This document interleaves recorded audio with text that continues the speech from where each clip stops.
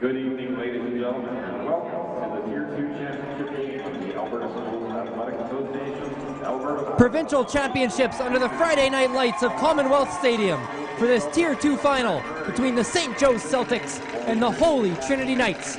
Welcome to the broadcast booth up here in Commonwealth for this IC Live Procast of this Tier 2 matchup. Connor Toffin joined by Chad Hill. Chad, this St. Joe's Celtics team has ran through everyone all year. They're undefeated. They're a juggernaut, Connor. That's what they are. They're, I like to refer to them as the pound-for-pound best in all of Alberta. So regardless of tier, I think we might be seeing the best team in the province play tonight. And this Holy Trinity team, defending champions. They were also in the championship in 2018, but lost the game. Yet you could almost call them underdogs. They started the year 0-2, and it's been a journey just for them to get here. Yeah, they're definitely the underdog tonight. I mean, they took a bit of a beatdown from St. Joe's in the preseason, but nonetheless, what a resilient team to string together the wins and to do what it takes to get to the Alberta Bowl. All right, we're going to send it over to the in-house announcer. Looks like we're already getting going on some starting lineups, so we'll send you over for that and the national anthem. Join us after that for what should be a good game in the Tier 2 provincial finals. Jake Borden. Number 16, Ryan Peterson. Number 20, Ashton Ramsey. Number 21, Caleb Jones. Number 22, Tyson Saw. Number 24, Josh Henderson. Number 25, Caleb McInnes. Number 27, Riley Porter. Number 30, Gabriel Marquardt. Number 32, Jake Stewart. Number 33, Cade Wood. Number 34, Sydney Bowers. Number 35, Andrew Sekera. Number 40, Jack Gilbert. Number 42, Xavier Kruger. Number 43, Silas Wasson. Number 44, Marshall Hartwell. Number 45, Kai McLeod. Number 50, Karsten Kerzinski. Number 51, Cade Benoit. Number 52, Jake Elliott. Number 54, Lucas Smith. Number 55, Ted Tell. Number 56, Isaac Kalunga. Number 61, Barrett Hubers. Number 62, Joseph Hayden. Number 63, Connor Larson. Number 64, Colton Young. Number 65, Justin Going. Number 66, Matthew Gardner. Number 67, Marcus Chow. Number 68, Logan Riemann. Number 70, Rowan Chason. Number 72, Luke Rowan. Number 75, David Jimenez Gutierrez. Number 77, Sol Sahu. Number 80, Chris Pelozzo. Number 81, Marcus Abrenica. Number 82, Brody Vandermeer. Number 84, Peyton Berger. Number 85, Ian Bersano. Number 86, Aiden Conway. Number 87, Ryder Croker. Number 88, Wyatt Denard. Number 90, Aiden Kleinsauser. Number 92, Nicholas Demedros. And number 99, Cameron Carr. Head coach Matt Hassett and the rest of his staff.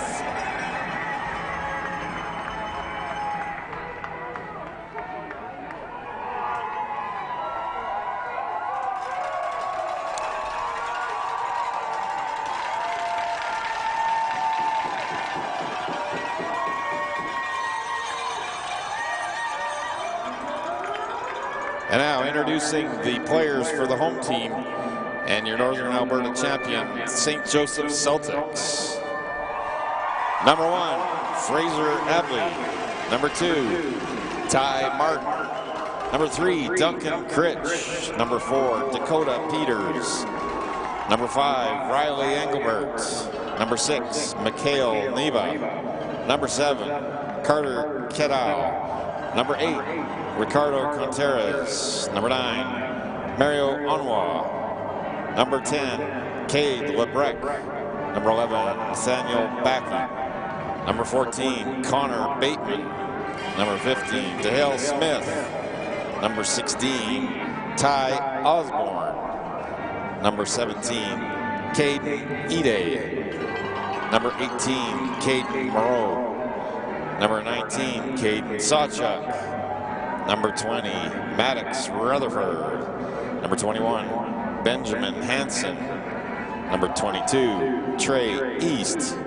Number 23, Michael Onan. Number 24, Caleb Iserman. Number 25, Alex Campbell. Number 26, Gage Grande. Number 27, James Schweitzer. Number 28, Ethan Wall. Number 29, Michael London Michael. Number 30, Grayson Landon. Number 32, Raul Urbana. Number 33, Brody Smith. Number 34, Marshall Wimper. Number 36, Caleb Pelche. Number 38, Tyler Craver. Number 39, Anton Grassel. Number 40, Kelton Bond. Number 44, Finn Watchorn. Number 45, Tyson Lee. Number 50, Rylan Morin. Number 52, Jake Quincy. Number 53, Malachi Harrington. Number 56, Connor Critch. Number 57, Matthew Luden. Number 59, Aiden Dwyer. Number 60, Brandon Carroll. Number 61, Alexander Scott. Number 65, Carter Remyard. Number 66, Ethan Bodnarik. Number 70, Jeremy Dozarek. Number 75, Joshua Okafio. Number 80, Jason DeConte. Number 81, Bradley Billick-Udembe. Number 88, Noah Fraser. Number 90, Cage Fedunia. Number 94, Casey Smith. And number 98, Owen Ferrian. Head coach Trevor Pritchard and the rest of his staff.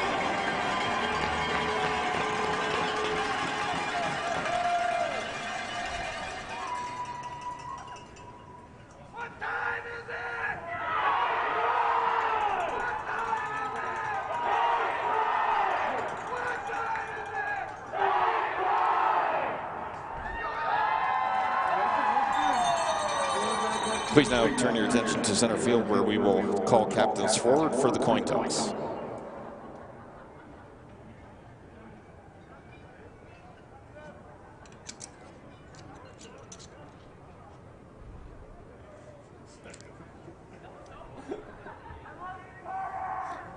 The officials for today's game are referee Kevin Sudo, the down judge Don McKinnon, the umpire Jason Snattersey, the back umpire Darren Anderson, the line judge Rob Wagner, and the back judge Ron DeMare.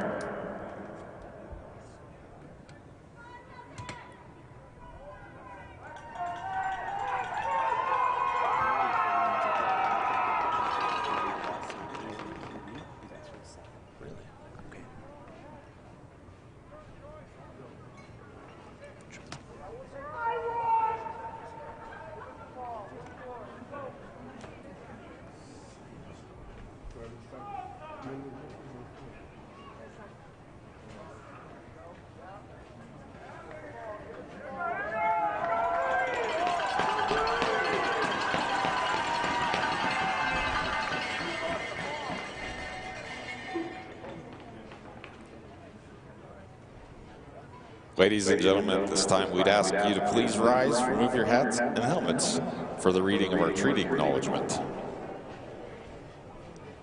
We would like to respectfully acknowledge that this championship game is located on Treaty 6 land, traditional territories of the First Nations and Métis people. We would like to acknowledge all of the many First Nations, Métis and Inuit who have walked upon and acted as stewards of this land for centuries, as well honor our elders, the keepers of all, both past and present. And now the national anthem.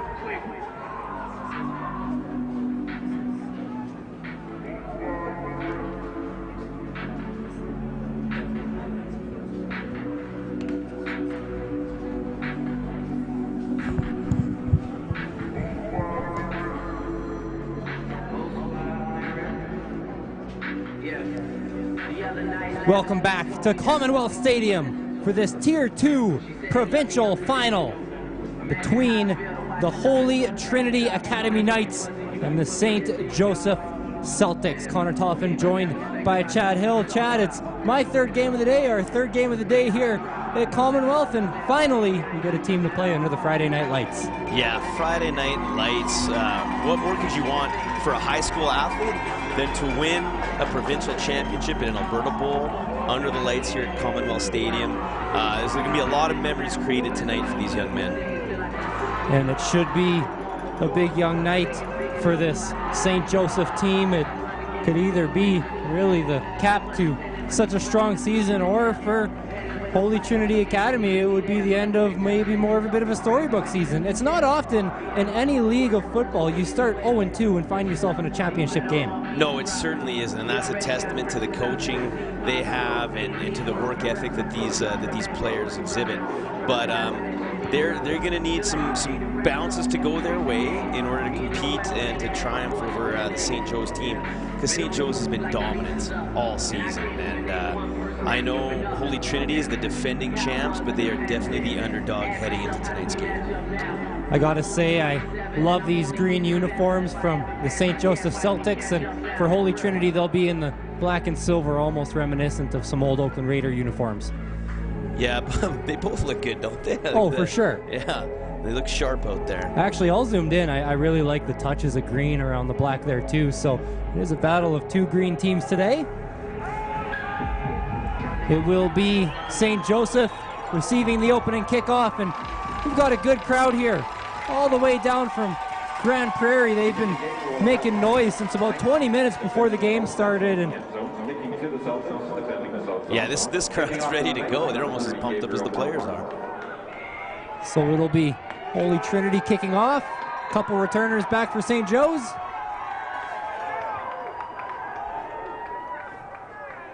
Marquardt kicks us off. It's a deep kick. This could be a first score of the game. If they can't get it out of the end zone, they will. But Grande Prairie is backed up. Sometimes this can lead to a big return. They cut across the 20, and they're tackled there. What a kick by Marquardt to open up the game for Holy Trinity.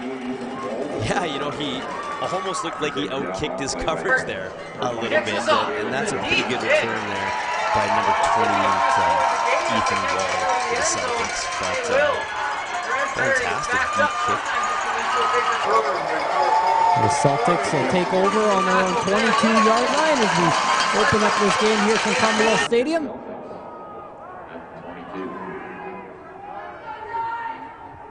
We'll take the snap and hand it off quickly. They look to the right side. It's going to be near the first down. Good opening run here for this team from Grande Prairie. Tyson Sopp received the handoff. Yeah, that's, pretty simple, straight-ahead football. They're dominant offensive line play and just a good carry on first down. Pick up 9 yards. That was actually Trey East, for St. Joe's. Got my rosters mixed up, so they'll hand it off again. Holy Trinity stood up their line. This is going to be close to a first down. Oh, great stick there by number 44, Marshall Hartwell. Not enough to prevent the first down, but still, excellent play by Hartwell. They do pick it up, so they'll move the sticks across the 32-yard line, nearing the 33. Holy Trinity, they're looking deep. They'll go to the right side, right to Kettle. He goes out right around that first down stick. Yeah. Big completion early for Lebrec. Lebrec to Kettle, get used to that. We might hear that combination a whole lot tonight. Yeah, you talked before the game, you said there's a couple players to watch out for. One of them is Carter Kettle. Oh, most definitely. He's an outstanding receiver. He's as good as they come in high school football in this province. So snap will go to Cade Lebrec, and another handoff. They take it to the right side. Holy Trinity is right in there with the tackle. Carter Smith. There is a flag on the play.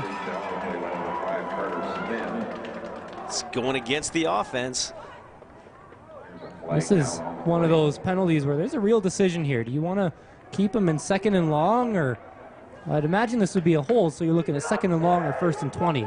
Yeah, I think they'll likely go with the 1st and 20. Oh, they declined. They're going to take 2nd and 9 yards, 8.5 yards to go. So basically, sometimes coaches will take that and tell their defense, I'm trusting you not to let up 12 yards. But really, now they're one stop away from getting a 3rd down against a high-powered St. Joe's offense. Yeah, and I think that's not a bad call, right? Because this offense is so high-powered. Don't give them that extra down.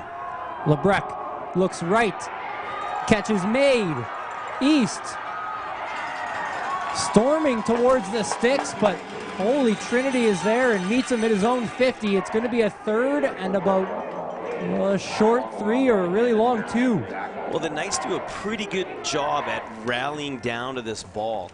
So although 94 doesn't make the 84 rather doesn't make the tackle, Bugart he forces the running back inside where the rest of his team's waiting to gang tackle. So Grande Prairie is going to throw the punt team on the field. It could be fake territory here, but looks like they're going to kick this one away. It's a good boot. Low line drive kick received at their own 16 from Holy Trinity. This is Michael Eagle Bear, one of their best weapons on Holy Trinity. He brings it up across the 35, and that's where the drive will start for the Knights. And I really like that return, because the punt returner, Eagle Bear, gets north-south in a hurry. He's not dancing or pitter-pattering back there. He makes one cut, gets in the ground, and gets some positive yardage. I called one of my friends who works in the news, and he said Michael Eagle Bear is probably one of the biggest guys to watch on this Knights offense. Well, his first play with the ball looks good to me, so yeah. we'll see what else he's going to do here. So it'll be Peterson at quarterback. He takes a snap, a handoff, and a fumble, and he just got a jump on it. The fumble from McClarty off the transfer from Peterson, and that'll back this offense up a couple yards. Yeah, maybe just a little bit of jitters here early on. It looked like that mesh point was pretty decent. Looks like Peterson was able to stick that ball right in there, but again, just maybe transitioning, getting it from the body into the hands, little dropsies there. They're fortunate they picked that back up, though. Yeah, you don't want to let St. Joe's have a free possession in your territory, so Trinity will snap it on 2nd and 12. A handoff. Oh my goodness! It's a trick play, and they're going deep over the middle of the field, and it was batted down just before it could get into the hands of Chris Peloso. Oh wow, what a play! Hey, that's a good-looking fleet flicker right there. You know, I thought the coverage was pretty good, though. Peloso flashes open for maybe half a second here, but that coverage is pretty tight there by number 9, Onawa. That's one of those things you'll see quite often in these provincial games. These teams have went all year and they work out these plays. That punt is nearly blocked. It's a skying kick. It'll fall down on the Celtics 40 and roll out of bounds at the 36. And we've seen it through the first 2 games of this provincial weekend. And oftentimes these coaches draw up plays and they don't really get a chance to use them.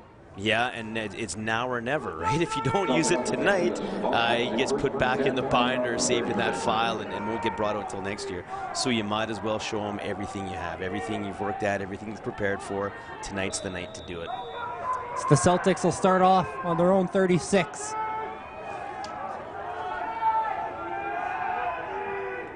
Crowd is pretty vocal here at Commonwealth as Lebrec takes the snap off the clap. It'll be a handoff. They cut it left over the 40 and diving forward past the first down marker is East again. He'll pick up the first down for the Celtics. And this might be what the Celtics need to stick with here. They're making that look easy. A 10-yard plus gain just looks routine for them. So it's just an off-tackle run to the trips receiver side where they had the bunch formation. Great blocking and good solid run.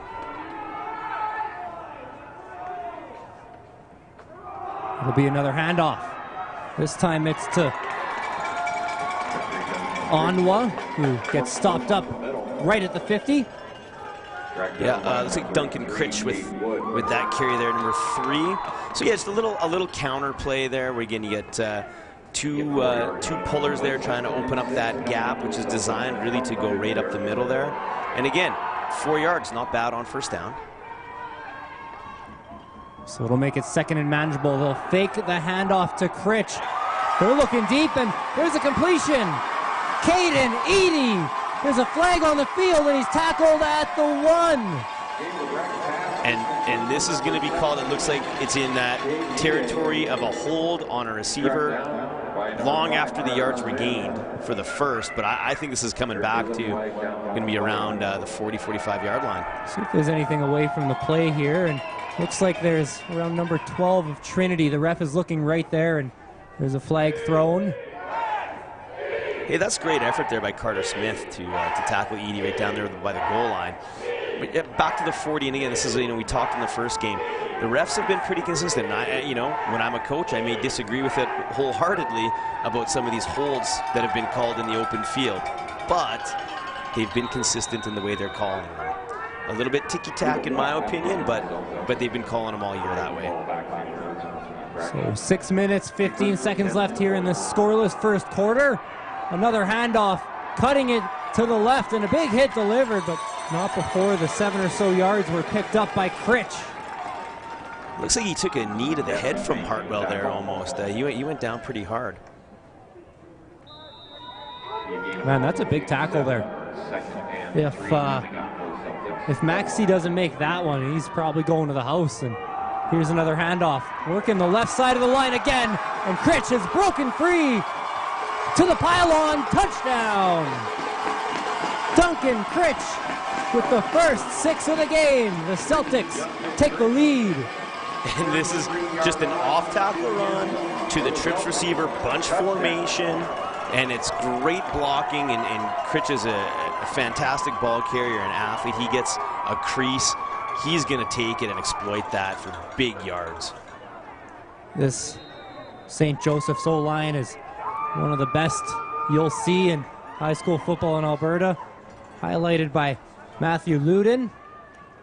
He's usually running that left guard spot, and we'll highlight him a little bit later on in the game. Point after attempt is up and good off of the foot of James Switzer, and it'll be a 7-0 lead for the Celtics. And you look out and you see the St. Joe's line, and they're big, but we see other big lines from other teams. But what these guys have is that explosiveness off the ball. They're strong, they're mobile, and they have some pretty darn good size. So, that's a testament to that off-season program they do too, right? Where these guys are in the gym, they're weightlifting, they're training in that Celtic Academy as youngsters, often throughout junior high and into high school. They know how to lift. They know what it takes to be a top caliber football player and athlete. It's an impressive offensive line. This St. Joe's team won 58-6 against this Knights team in early September. They won 65-33 in the North Final over Leduc. This is an offense that can score and score in bunches. Yeah, and I got to watch Leduc play a few times this year. That's a good football team. Those guys are no slouches. I was a little bit shocked to see them give up over 60 points in a game. Again, that tells you we're watching a real special team right here in St. Joe's. So Holy Trinity will get this kick back. It's a squib received right around the 20 into the hands of McClarty. And McClarty gets taken down inside of his own 25. And again, that's oftentimes those coverage teams, they just carry that momentum from the last play of offense for the big touchdown, right? Solid downfield coverage and tackling here. McClarty tries to go east-west, and again, I'm not a fan of the returners going east-west, especially against a team full of athletes on the coverage teams. First and 10 for Lane. So it'll be Peterson, one tailback. There's a flag on the snap. This could be a free play. Peterson's going to pull it down, running across the 35, and gets tackled by a couple Celtics. First one in there was Duncan Critch, who just scored a touchdown. He's a busy man. He's playing linebacker as well. I think Peterson got St. Joe's to jump offside. I say that. I think it could have been a holding call as the quarterback was rolling out as well, but I think they're going to get the offside for sure. So he does pick up the first down. Holy Trinity. I mean, we've talked so much about St. Joe's being a powerhouse, but this Holy Trinity team has resilience. They lost to Medicine Hat early on in the year and beat them in the provincial semis So they're a team that can bounce back. Handoff and a run up the middle is going to be stopped, but no, he's still on his feet, tries to kick it out to the left, and that's a pretty good stop for the Celtics on Marshall Hartwell. Well, you know, Hartwell's already flashed on defense, and now we get to see him carry the ball. Again, downhill runner, low pad level, keeps his legs turning. But that's just an excellent job of holding on for the tackle there by Iserman. Now the head official in the white cap called over a player from Holy Trinity. I don't see any garbage on the field.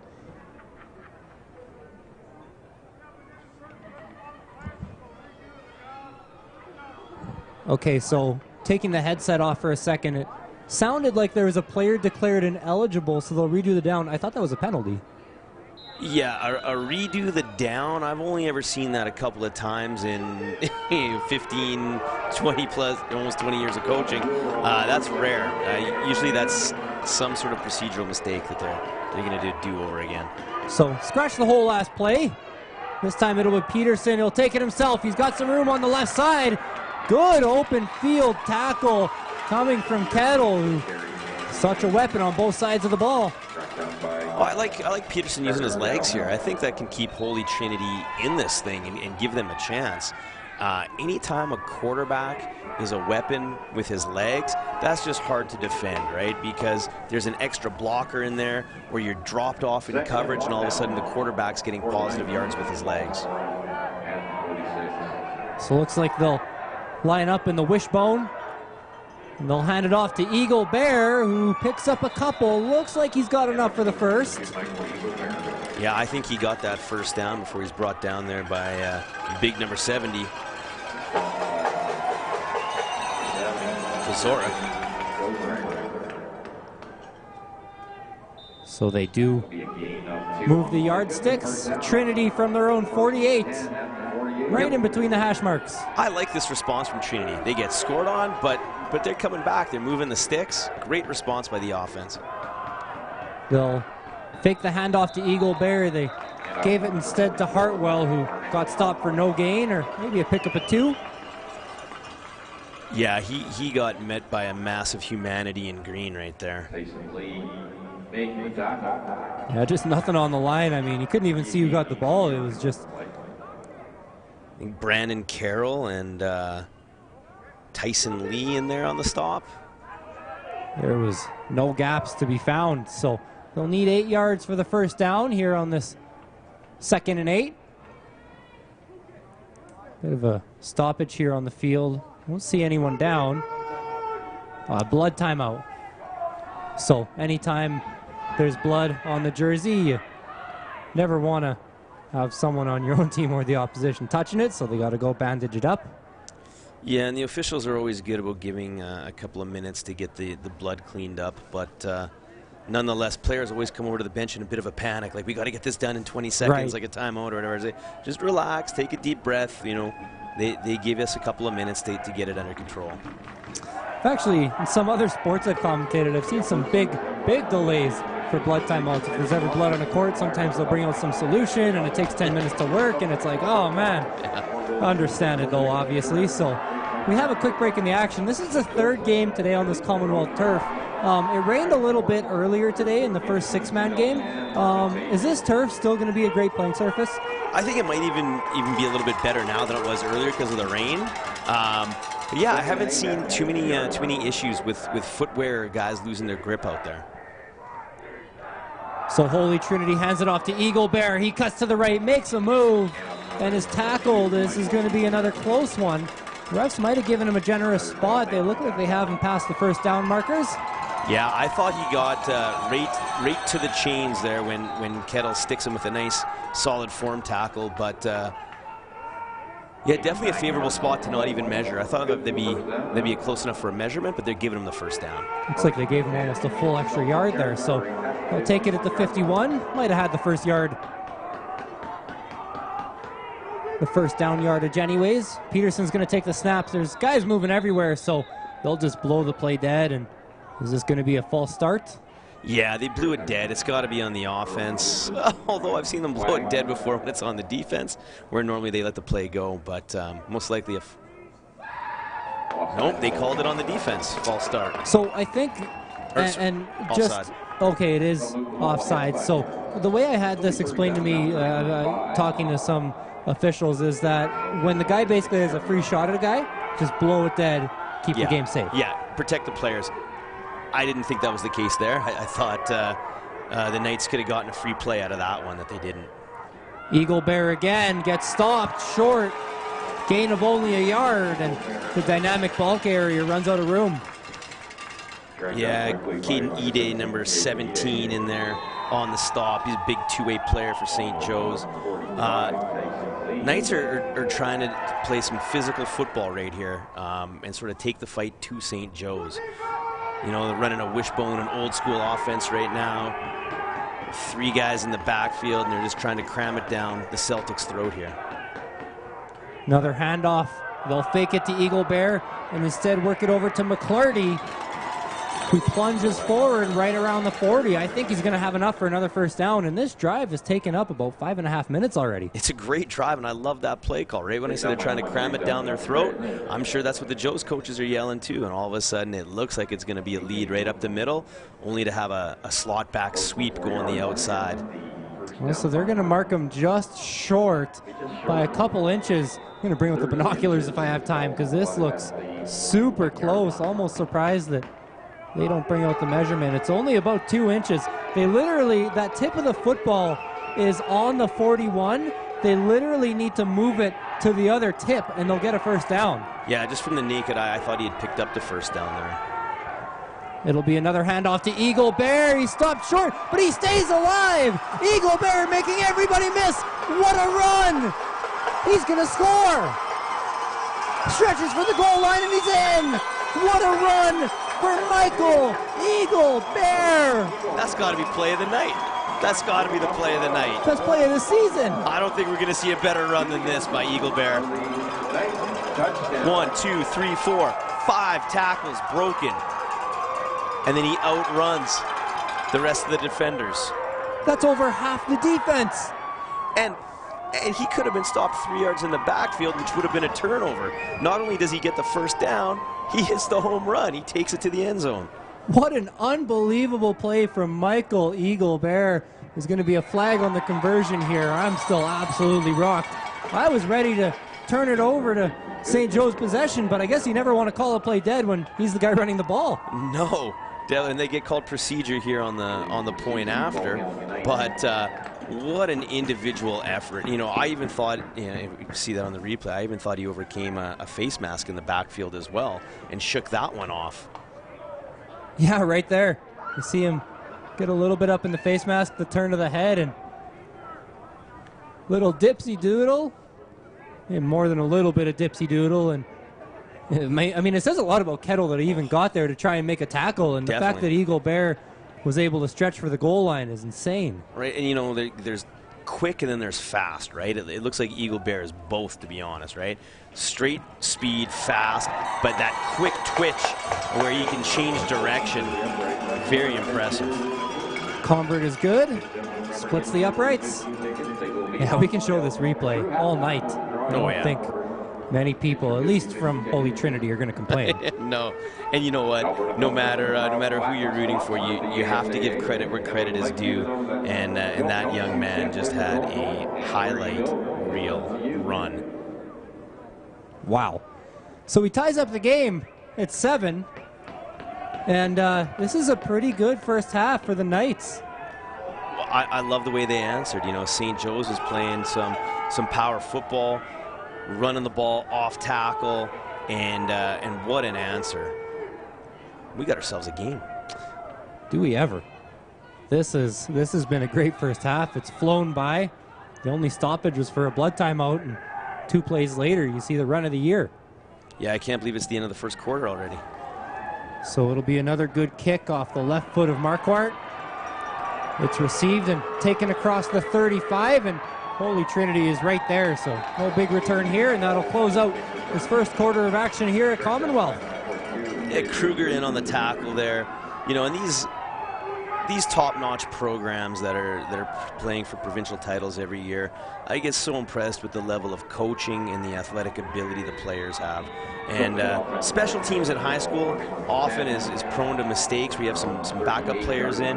Not these teams. These guys are looking sharp early. So St. Joseph's will take over possession. Tackle made just across the 40, and between plays we'd like to, well, that's actually the end of the first quarter. We had one more play left. So as we flip the field here, I'd just like to take a moment to thank all our sponsors that make these big weekends like this possible. Our platinum sponsors, Subway and Alberta Milk, as well as Morjex Insurance, Rayacom Print and Design, Wilson, Elite Promotional Marketing, Driving Force, Deerfoot Inn and Casino, as well as Marmot Basin. So the clock was at zeros.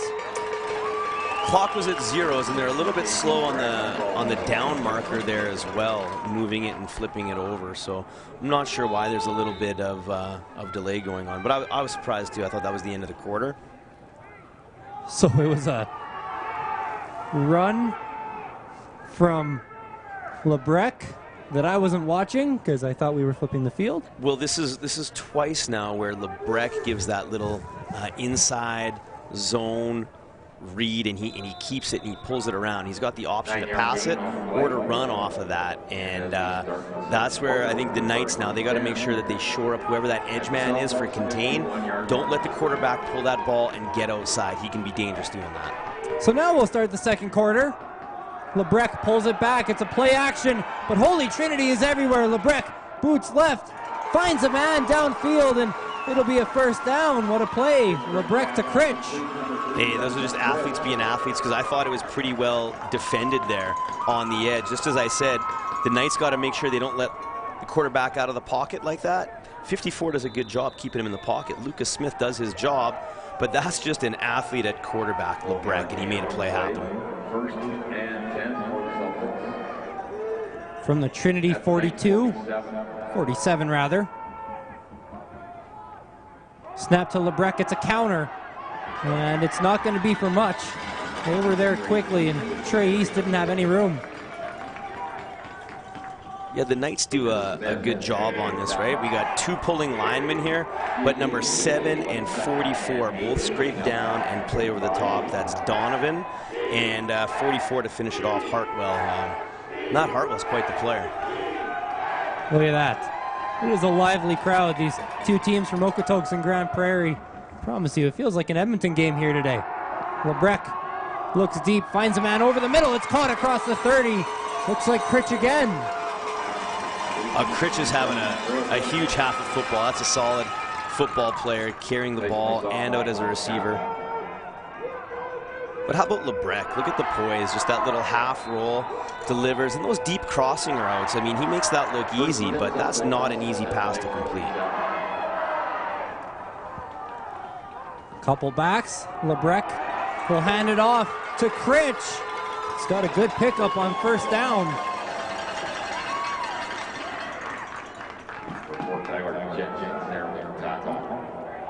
So there's that inside zone play.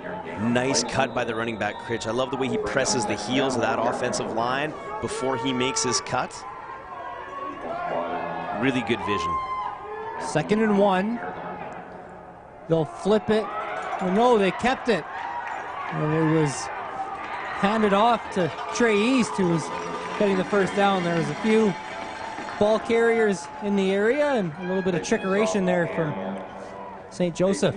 So 54 Smith on the D end is coming up the field there to keep the quarterback in the pocket. But what that does is it opens up a run lane underneath him.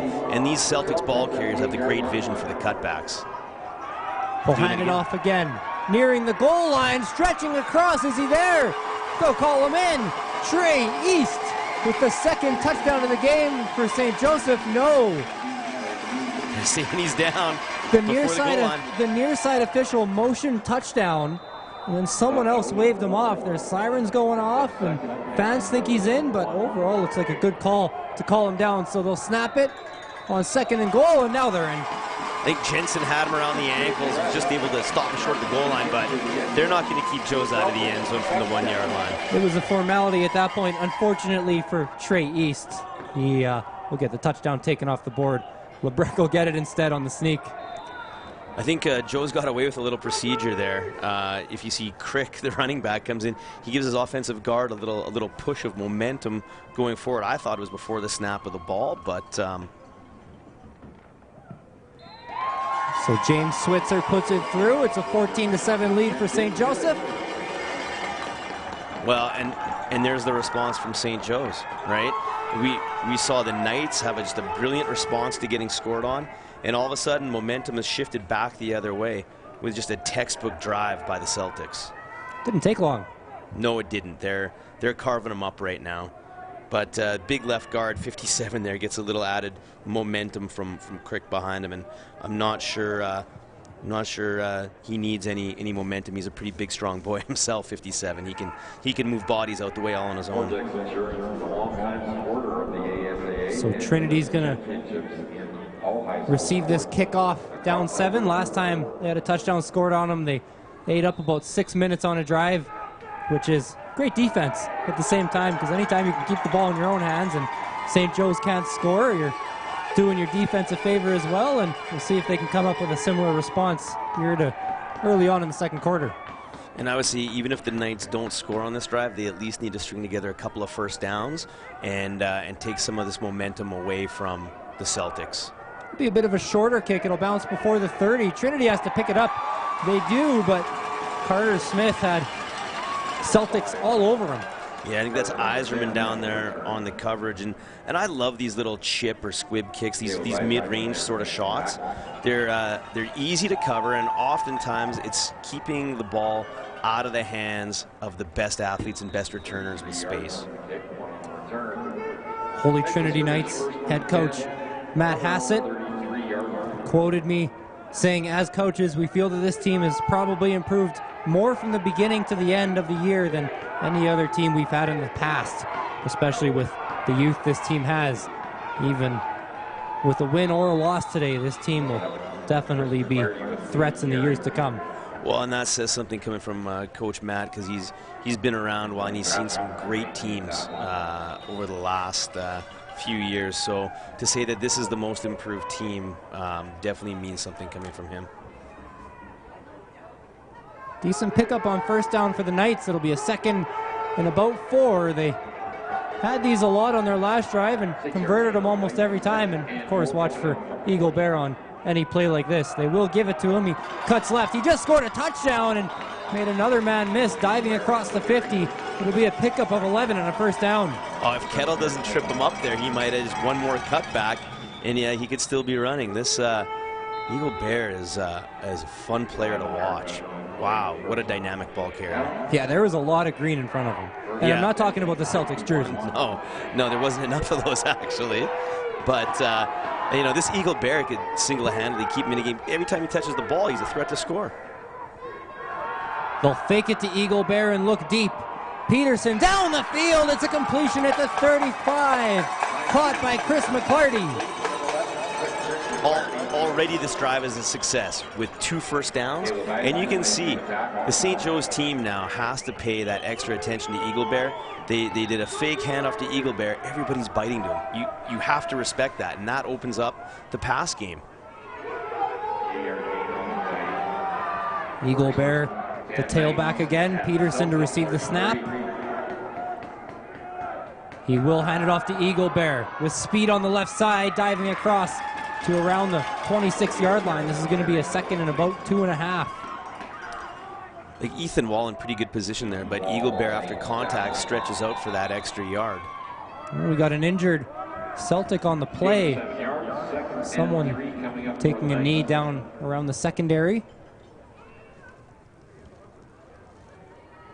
Yeah, I wish I would have had the opportunity to see the Knights play earlier on in the season, because the fact that they started off 0-2 is shocking when we're seeing the performance out here tonight. Looks like Caleb Iserman walking off slowly. Looks to be okay. We hope so.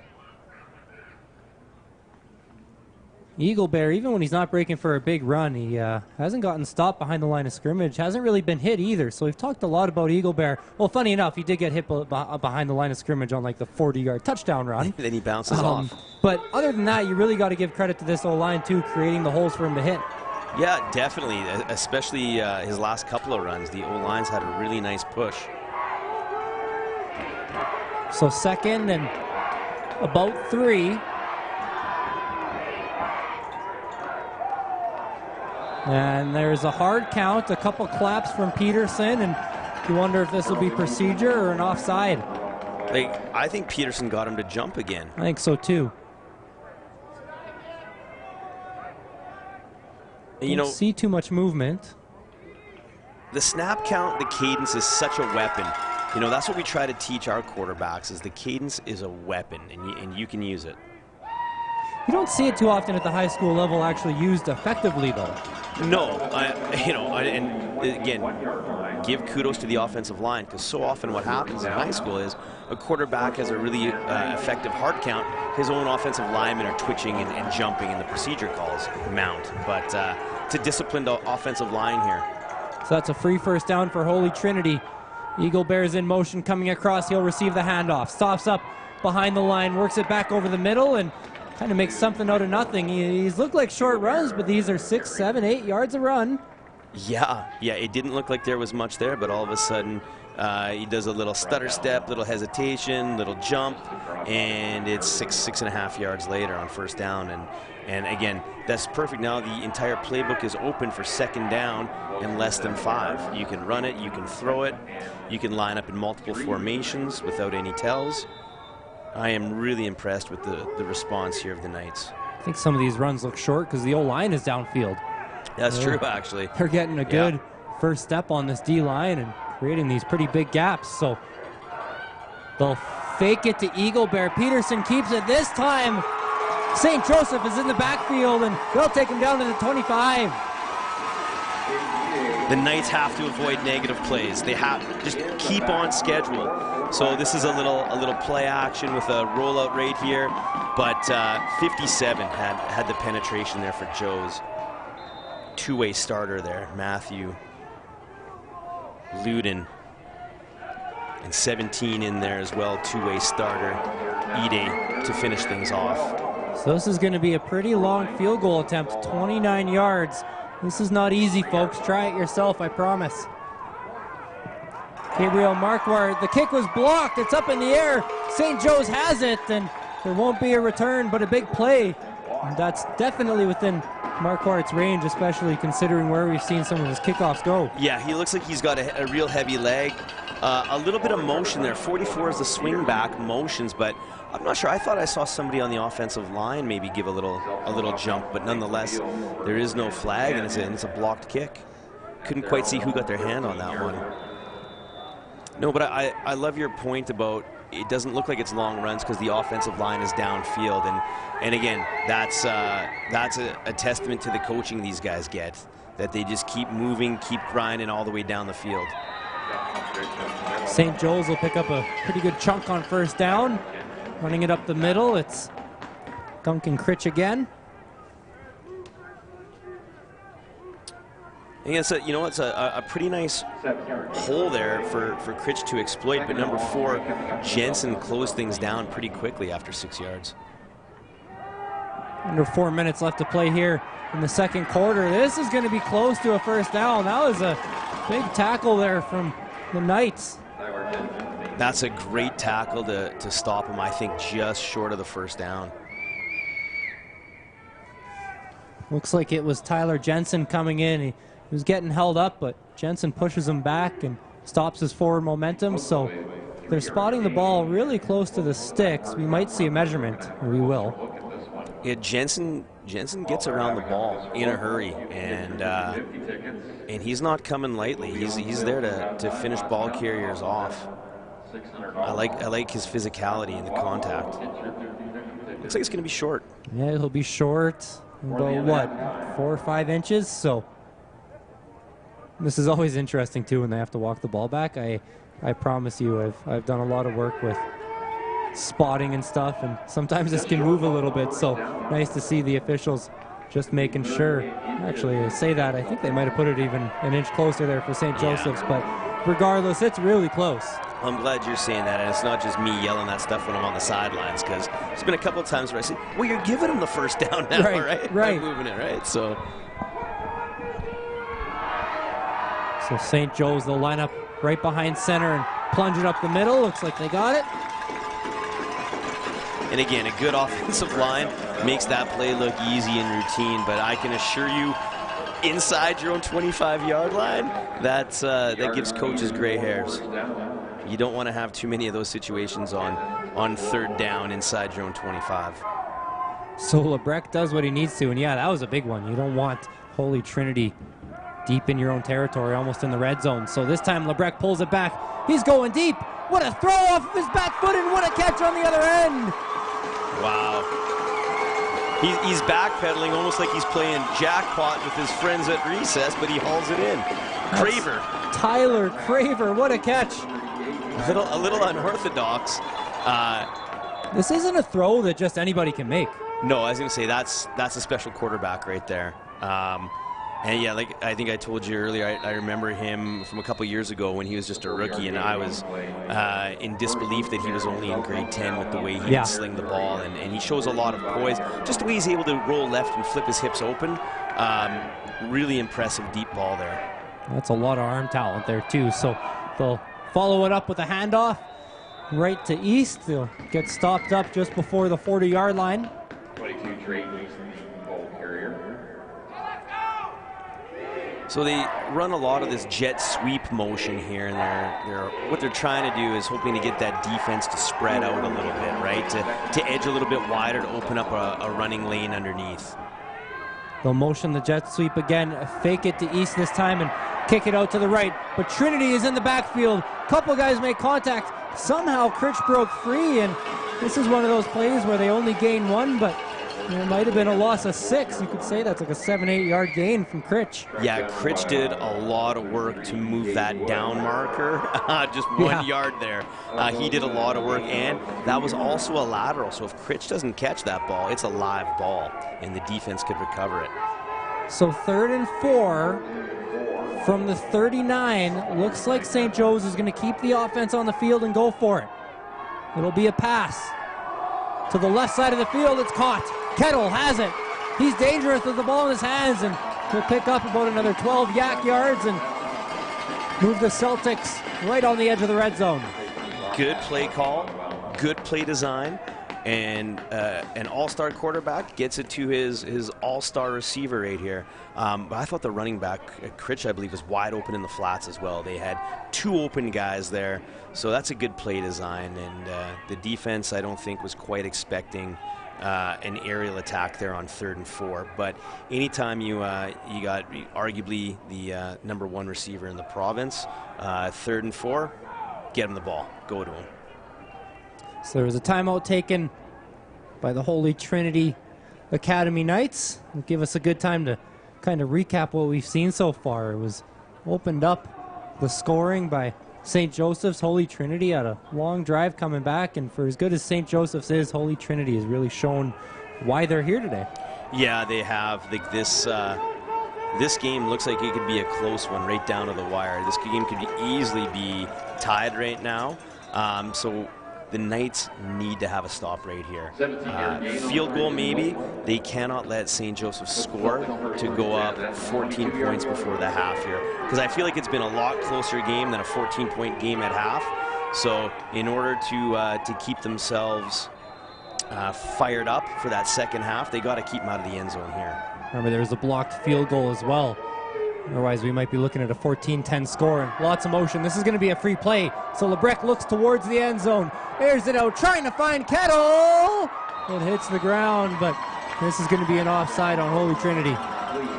And that's why you don't blow the whistle on an offside like that if a player's safety's not at risk, because you get that free play, and quarterbacks, especially these well-coached quarterbacks who know what they're doing, they're going to take their shot. So I'll be honest, if I'm Matt Hassett, kind of looking at these officials a little bit right now. St. Joe's has jumped offside twice, and the play's been blown dead. Yeah. happened to us earlier this year in one of our games. I said that to the ref. I said, can we get the opportunity for the free play? So there's another flag on the play. It came down late. This is in the area of a potential hold. It was a gain of pretty much just what they needed, of 5. We're going to move it 10 yards back. Holding the goal against the Celtics. So we'll redo first down again. Move the ball up 5 yards, move it back 10 yards, and we'll see which one we like best. Right now we're in a 1st and 15, so in the end the clock is ticking down as well. It's really unlikely at this point Holy Trinity's going to get the ball back. Yeah, I was going to say, oh, that looked like it could have been offside on Joe's there with Critch, and he comes open. Pretty dangerous throw there from Lebrecht over the middle. Can't find anybody. It was Tyler Jensen in coverage for Trinity. Yeah, Jensen's an impressive linebacker here. I like what he brings. He gets to the ball. Good closing speed there. And that's, you know, Critch is such a weapon, hey, in the backfield or lining out as a slot back. Lebrecht surveying the field. He can't find anyone. Great coverage. Now he'll work it to the sideline as he inbounds. They'll say no catch. He was out. Off the initial look, that looked like the right call from, you know, about 300 yards away. That's what I thought too. Great effort though. And Lebrecht, if he can just, I mean, he's got a lot of time, but I thought if he just stuck with that for a quarter of a second longer, he had that receiver on that deep divide route coming open in the end zone. So it'll be a 3rd and 15. And St. Joseph calls a timeout. We'll see if, you know, you're pretty deep in Holy Trinity territory late in the quarter. If you don't have a kicker that can kick a 34-yard field goal, you can go for it. There's no sense punting the ball here, really. No, and you know, unless you're trying for a single point to be up by 8. But I think this is honestly, although it's 3rd and very long, it is an opportunity for St. Joe's to go for it. If you have a couple of different formations that maybe you haven't shown the defense yet that you can put out there, one that takes opportunity of maybe going like 4 vertical routes and take your shot with one of your guys. Or here's the time you have number 7 on your team, right? Kettle. Try to ISO up Kettle. Maybe look for him on the short side of the field. Go 4 receivers over to the field to the wide side and take your shot. Well, I see 7 come out here to the wide side. This quarterback's got the arm. They're going to put 7 out here. But the Knights know what's going on. They're going to bracket him with 2 players. They're not going to let 7 beat them here. The snap is off. It's a 3rd and 15. Play action. Defense isn't going to be fooled by that one here. They get pressure. Lebrecht going backwards. He's so dangerous here. Throws it to the end zone. He's looking for Kettle. No way. Kettle over top of like 3 defenders. Extends the lead. That is just outstanding quarterback play and outstanding play of the receiver. These 2 guys make stuff happen. Like, it's not there. They have, the Knights have this really well defended. There's nothing. There's nothing. Kettle high points the ball, and the 2 DBs, maybe if anything, they're guilty at that moment of truth of trying to play the ball instead of the man through to the ball. But that's just 2 great players making special play. Point after attempt is good, and for Lebrecht just to avoid the sack in the first place, and I mean, you're in 3rd down, so you're going to throw the ball. Well, and you know, I'm calling it from here that it's going to Kettle. The Knights know they want to go to Kettle, so I thought they had a really good defense with 2 players on 1. And if anything there, if Lebrecht isn't flushed from the pocket, he has the wide receiver to his left who actually came open on his vertical route. But because he got flushed, he didn't see that. And he's just a great athlete, and he's able to hold on to the ball, and he waves for Kettle to hit it back deep into the end zone and just throws it up for him. Holy Trinity will have 1 minute and 6 seconds to drive a long ways. For St. Joseph's, they've got a 14-point lead. And with 1 stop, they can take that going into halftime. And with the way the Knights have been playing, that's, you know, whatever you want to say, if you can't put the ball in, that's the name of the game, right? That's true. So it'll be a kick return, breaking free for the Knights. The ball's on the ground. Loose ball. McClarty fumbled it, and it looks like St. Joe's has recovered. Oh, this could be the old TSN turning point right here. If they're able to come away with any points. And I see why they're chipping it mid-range, because they don't want to put the ball into number 2, Eagle Bear, or number 11, McClarty. Like, look at that burst McClarty has. But he just gets it, it looks like punched out of there by 39. Grasser. So St. Joe's has a chance to tack on even more, and there's going to be a timeout as there is a player running off the field. Like you said, TSN turning point. How about IC Live maneuvering moment? Yeah, I caught myself there. I like that. We'll work on that. We'll work on that. But I think it's worth working on, though. Yeah, worth working on. We could make that happen. Worth working on. Yeah. So we just want to say thank you for tuning into this IC Live Procast on this Provincial Friday under the lights here at Commonwealth Stadium. Such a beautiful night. We'll get it snapped right away. St. Joe's pretty quick timeout. They were just looking to get that extra guy off the field. So Lebrecht will take the snap and drop back over his own 50. He's looking downfield. Goes deep again. He had, looked like Kettle one more time. No, that was actually Duncan Critch behind coverage, but just overthrew him. Yeah, he overshoots him here by 4 or 5 yards. Again, really good poise in the pocket. The way he hitches up into the pocket. Throws to his man who's coming open. And they still got lots of time on the clock here, 51 seconds. Yeah, you know, as long as they can get it in a Hail Mary range, you might just see Lebrecht go, hey, Kittle down there somewhere, right? Can't hook up with him this time, though. Riley Donovan in on the coverage. Yeah, that time Lebrecht just throws it behind Kettle.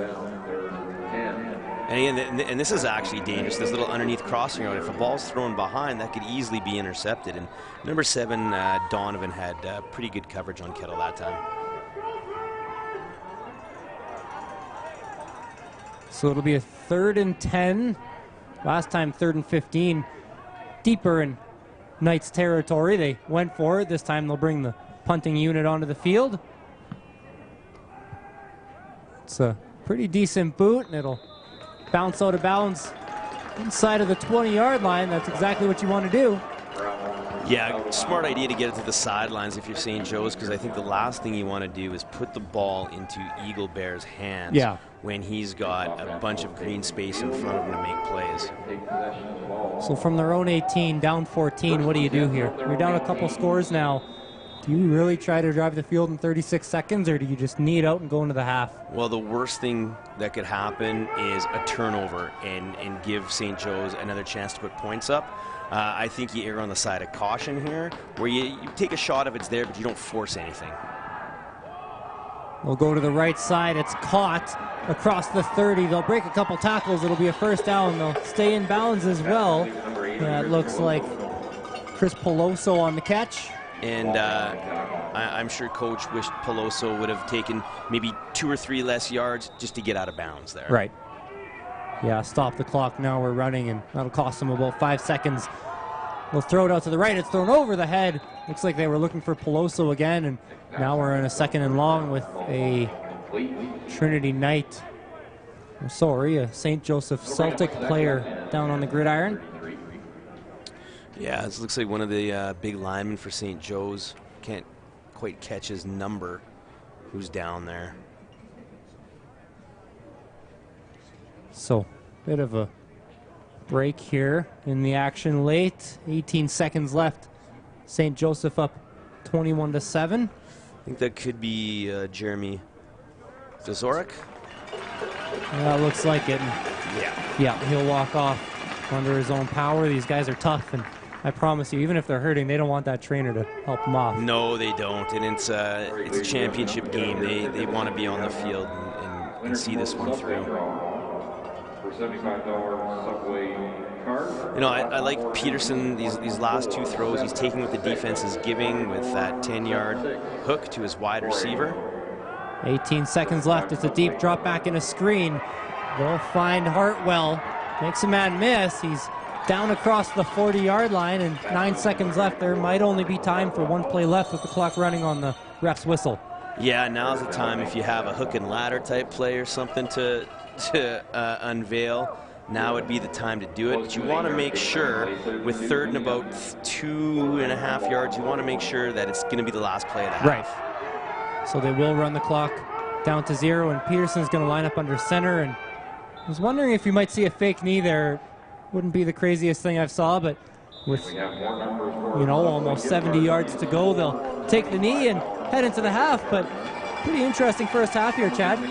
Yeah, I'm really impressed with this Holy Trinity Academy Knights team, the way they've answered the bell against St. Joe's. Obviously, the Knights are the defending champs, but they are a massive underdog, and we're just seeing a great football game. The Celtics do take control going into halftime, up 21-7. Connor Toff and Chad Hill join us in about 14.5 minutes. We'll kick off the second half of action.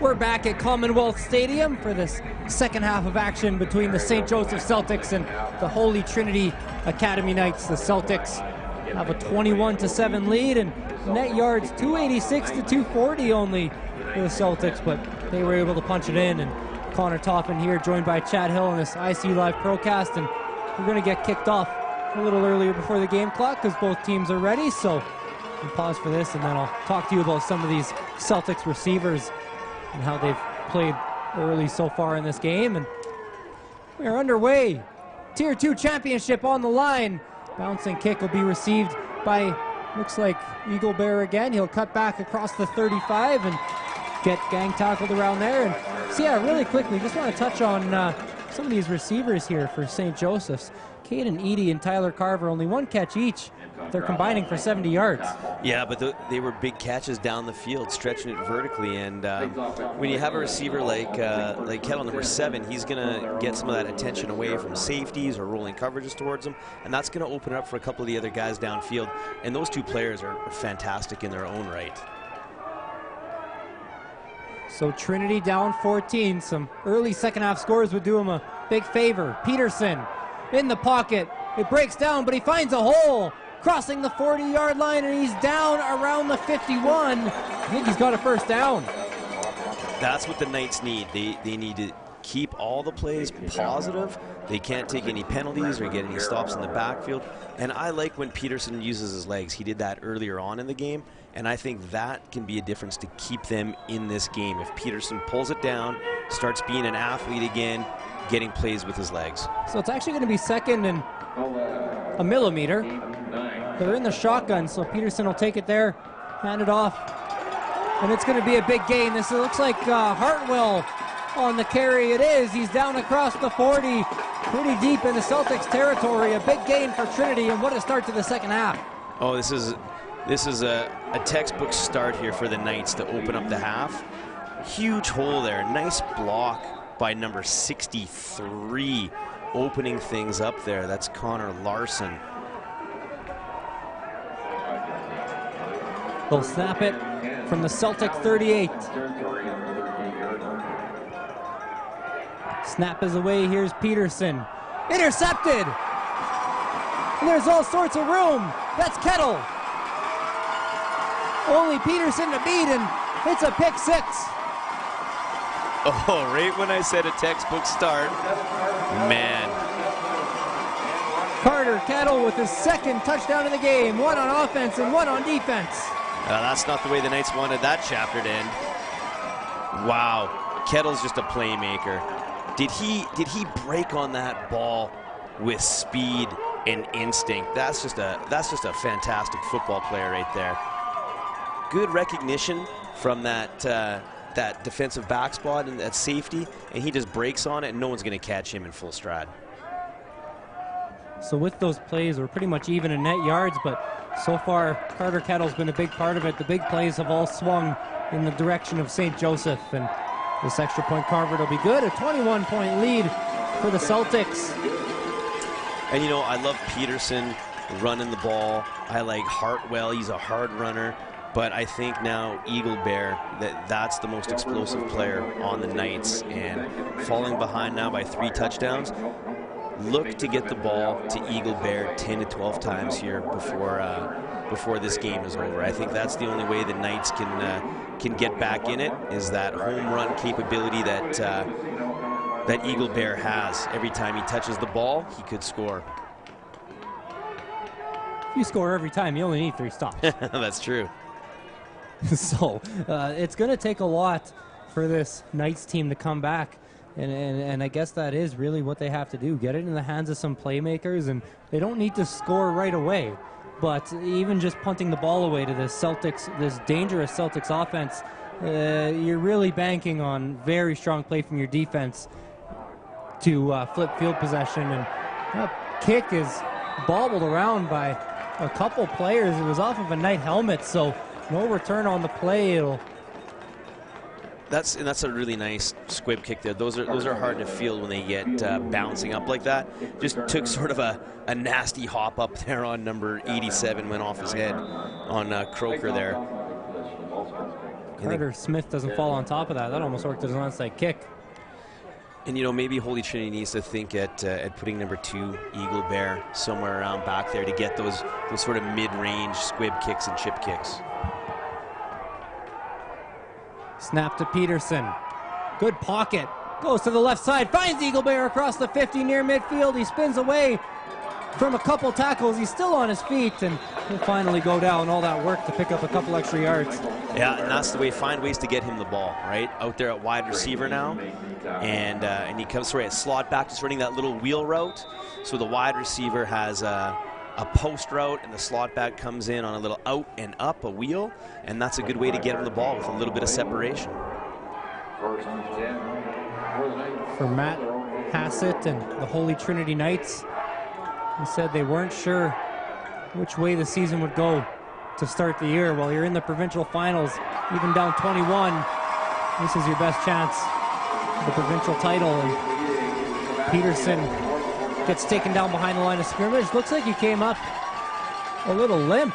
Yeah, he's hurting after Ide got a hold of him there and wrestles him down to the turf. Ide's a big, strong player, two-way starter, and a difference maker. And it looked like they were looking for Eagle Bear again on the vertical route. I think Peterson tried to hold that ball, hoping Eagle Bear was going to come open.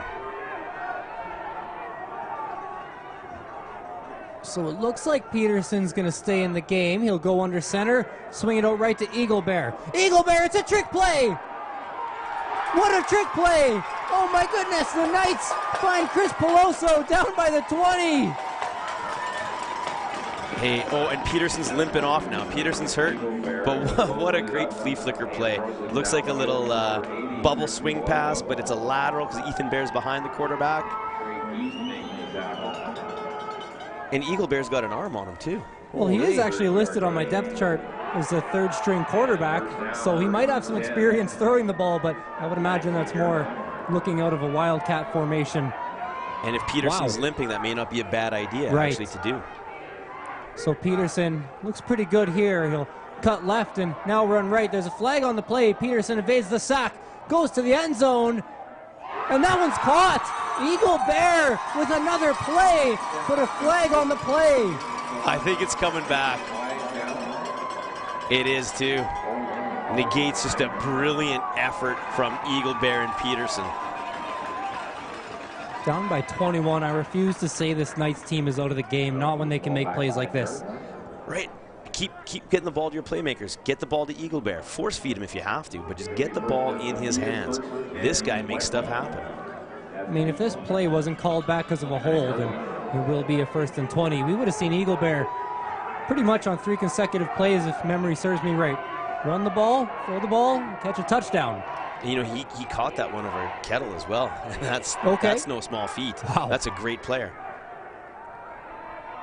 That ball, they'll throw it out right to Eagle Bear again. This time it'll only be a pickup of 5, a huge win for the Celtics defense. Yeah, that's good defense there by the Celtics, and even so, it looks like they have Eagle Bear corralled, and he's still able to juke and shimmy and then dive ahead for a 5-yard gain on a play where, you know, 19 out of 20 receivers in this province would have got stopped at the line of scrimmage.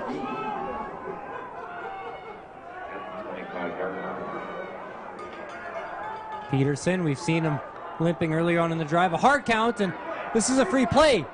They're going to the end zone. Guess who they're looking for? It's Eagle Bear, and that one's going to fall incomplete, but we're going to see a 2nd and 10 off the free play. Peterson's got a good hard count. He's been getting the Celtics players to jump all night. You can really, like something I've really noticed today, there's not a lot of miscommunications happening.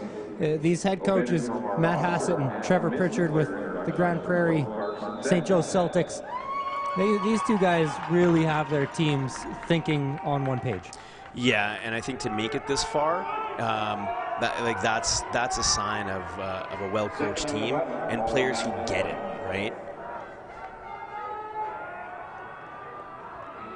Pulling the ball down is Peterson. He's got some space. Won't be able to find any more room, but It'll be a third and about 4. Down by 21. You probably got to go for it now. And I like this play by Peterson because you're 3 down territory. So this makes a manageable third down. Instead of chucking one deep for Eagle Bear, who really wasn't open, but it can make plays anyways. Instead, take the safe play, and now it's third and it looks like about 5, but a very manageable third down here for them to gamble. Eagle Bear to the right. We're going to see a timeout here called by Trinity. So sometimes you'll see coaches just calling a timeout because they don't like the look, right? Yeah, that's right. And you know, we talked about that communication. Maybe the offense lined up in a formation which wasn't what the coach had intended, or maybe the defense came out in a look that was unexpected. Either way, right at this point, the coach knows this is a critical down in this game. If they get a first down, they're right back in it because they can score. If they turn the ball over on downs here, it's going to be a mighty big hill to climb to come away with a provincial championship. I don't want to bury this too much because based on our conversation, it seems like it was a good timeout, but you know, down by 21, you're going to need these 2 timeouts late in the game if you want to stage a comeback. Last game we seen the Holy Rosary Raiders and the Cochrane Cobras. It was close the whole way through, and Holy Rosary really needed those 2 timeouts at the end, but actually burned them on the same play. They do. They burnt both timeouts early on, and that really came back to bite them because they really would have benefited by stopping the clock and giving themselves another chance with the ball, and they didn't get that because of the burnt timeouts. 3rd and 5. They need it. Peterson pulls it down. He'll take it himself. Ball is out. And no matter who recovered, there's going to be a turnover, whether it's on fumble or on downs. Yeah, it looks like he just lost handle of the ball. Now, I think he could have run for the first down if he doesn't lose grip. Oh, there's an arm in there. It looks like it was the arm of, yeah, it looks like Caden Ide got an arm in there and punched it loose. Yeah, Ide gets his hand in there, and like we said earlier about him, he's a playmaker on both sides of the ball. Big, strong, rangy player, and that's huge right there because I thought Peterson had enough space where he could have got that first down. Man, with 5 minutes left in the third quarter, it feels like we're one long drive away from having the Knights really on the ropes. And here's a long run, cutting it back over the middle of the field, and they'll have to grab a jersey, grab a shoe, and finally they take him down. Duncan Critch with his best run of the day. Oh, and look at that emotion coming out of Critch, right? You know these players are feeling it. They sense the importance of this drive and the magnitude of this game. Excellent vision by Critch. 28-yard gain, feels like his biggest run. He had one of 33 earlier. He'll get the ball again here. Jukes and jives across the 50-yard line. Another first down for the Celtics. And if there was one positive for the Knights, it was that they had the Celtics backed up on their own 10. Well, there's 40 yards right there. And I was going to say, any of that momentum that the Knights had earlier on in this half is evaporated now. They'll hand it off again. Critch, this time they'll stop him after about a gain of 3. They trip him up just before midfield. Critch looks gassed out there. He's playing a lot of football tonight, and he's toting the rock an awful lot here. The gain of a couple on the play. 2nd and 8 coming up. So it'll be a 2nd and 8. Trinity needs a big play. The snap is high. It was a direct snap to Critch, and he'll get tackled right around the 50. It'll be a 3rd and 1.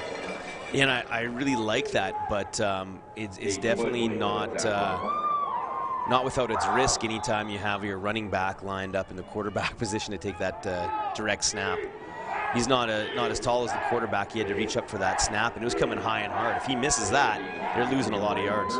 Critch is going to take the snap again. They move the line to the left, and it'll be a handoff. That's to James Switzer, and it looks like he has enough for the first down on the 3rd and 1. Yeah, and you know, Critch is a dynamic ball carrier, so putting the ball in his hands when you want to run is a pretty good idea because now it's just an added threat. But I'm not sure if he got there. It's close to the first down. I'm going to measure this. It's at the 49. They needed the 49, but it's going to be really tight. This might be a chain length difference. Now this one's going to be really tight. They're just short. Oh, and again, naked eye, I thought he had it, but credit to the Knights on a massive stop. A little bit of life breathed into the Knights fans coming out from Okotoks. Not sure. It did look to the naked eye like he got there. Yeah, it did in real time. I thought he got there, but hey, it's not an exact science, this game of football, is it? So no, and the other thing too is we can't see the knee from up here, right? True. We just see the lunge forward, so they'll snap it. Trinity Knights need a play, and they're going to get one here. Hartwell over the 50, the 40, he's got some space. Hartwell gets pushed forward and drags the pile near the 20 and finally gets wrestled down. Marshall Hartwell with a huge run for the Knights. Again, just the pendulum of momentum swings again the other way. A huge stop by the defense and an explosive run on first down by Hartwell. Again, good blocking on that left side of the line, and Hartwell runs hard. I tell you, Hartwell and Eagle Bear is a nice 1-2 punch carrying the ball. This team really never says die. No, they do not. There's so many times in this game, especially after the pick six, where they could have just rolled over and just lost. They're not going away. This time they'll hand it off to Eagle Bear with a burst of speed across the 15. He's dragged down. He'll be about 3 yards short. A good first down run. You know, and I'm just watching Peterson coming to the sidelines to get the calls, and he's limping badly here. So you talk about toughness that a lot of people just, don't realize just what these football players put their bodies through, even at the high school level. Well, looking at the depth chart here, backup quarterback Sam Sloan is crossed out and in red, and it says injured 6, so he might not even be dressed. Here's a handoff to Eagle Bear across the 5. He'll go down at the 2. Another great run for Eagle Bear, and inside the 5, they got about 4 different options to run it in. Hey, that's the guy I want with the ball in his hands if I'm the Knights right now.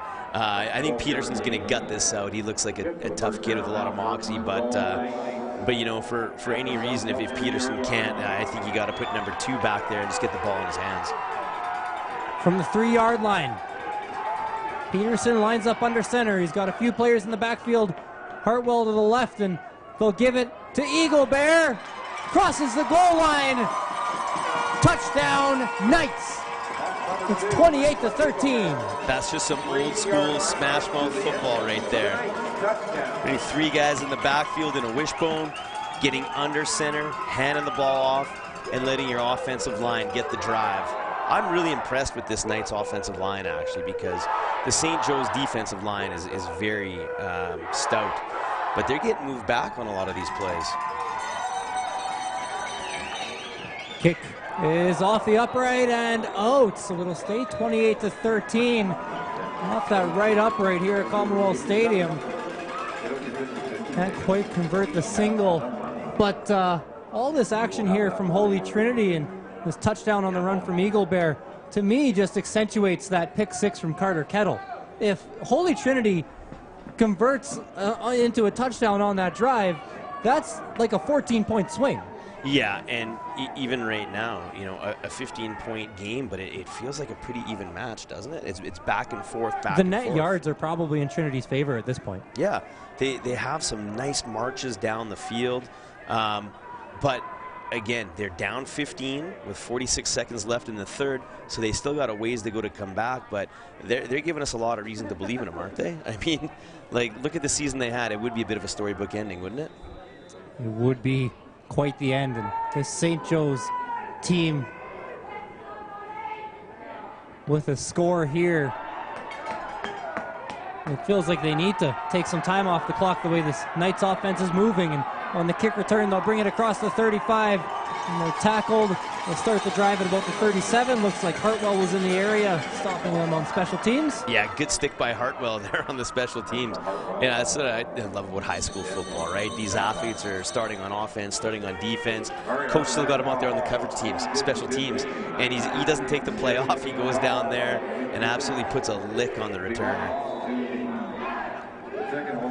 We'll see with 34 seconds how much St. Joe's wants to run the ball. See, they'll go more to the air. They will hand it off to open up this drive to Duncan Critch, who finds some space behind the defense. He's tackled across midfield. There's a flag in the backfield, and there's a conversation being had between Cade Lebrecq and the official. It's going to go against St. Joe's. Yeah, they're calling a hold. It could be 33 of the defense got held. That's Cade Wood who was getting held up on the play there. So they do call the hold. It'll be a 1st and 20 from the Celtics 26. So penalty of Celtics, just call back yards. And that's a big holding call. That's huge. That's First and 20. should be last play of the third quarter. They find some room over the middle of the field, and they pick up the first down. A gain of 22 into the hands of, is that Matthew Luden? It sure is Matthew Luden. What can't that guy do? Big lineman reported as eligible. I can't hear it from up here, but he must have reported as eligible, and they get him the ball. Wow. Luden, actually, this will be a good time to go into this. He became the first ever Canadian recipient of the NFL's Way to Play Award. It's a weekly reward based on proper playing techniques. So he was, let me take a look here. He has no idea who nominated him, and he was actually watching his friend's football game, and then another coach came up to him, tapped him on the shoulder, and basically said, "Hey dude, here's a video, you were on CTV." And they were showing highlights of some of Matthew Luden's play for the St. Joe's team, and it's pretty cool to get honored on a national broadcast on NFL Sunday. I believe it was during the 11 a.m. slot of games, 11 a.m. Mountain Time. So Luden is a solid player. He's committed to the U of A Golden Bears, and that reward actually got him $1,500 in an equipment grant for his school. Well, I see he's lined up in the backfield here, and he just demolishes a guy as a pancake right there, lining up as a lead blocker here. So that's a huge sign for Coach Morris and the Golden Bears to lock up that young man, because he's got a bright future ahead of him in this sport. Handoff, they run it right up the guts, down to the 46-yard line. Another first down for the Celtics. And this is what St. Joe's does so well, right? That O-line is so well coached. They are technical, they are big, they're strong, they move, and they're up the field. And again, 5, 7, 8 yards down the field, and it doesn't really look like they've done much, but they're just going to keep taking time off that clock and generating first downs. First and 10, Celtics, 46 yards. Holy Trinity will want to stop soon. They'll hand it to Critch again down the left side across the 40. Makes it a 2nd and short. And the Knights have got to change something up defensively here. They got to start shifting guys around, bringing guys down. Otherwise, it's going to be death by 1,000 cuts here, just with this running game churning out 7, 8 yards a carry. And it's going to take up all the time out of this fourth quarter. Another handoff. This time, they can't break free. Duncan Critch met in the backfield. Looked like it was Ted Tell with first contact. Yeah, big 55 in there. And he comes through almost untouched there. Looked like one of the Celtics was a little late to their assignment on the block, and that's a huge play to get it to 3rd and a long 2. Big play. 3rd and about 2.5. Snap is a bit high. It's brought down. They'll hand it off to Critch, who finds a hole. Critch is going to score. Touchdown, Celtics. What a run and what blocking. He's able just to bend that one off tackle and take it to the house.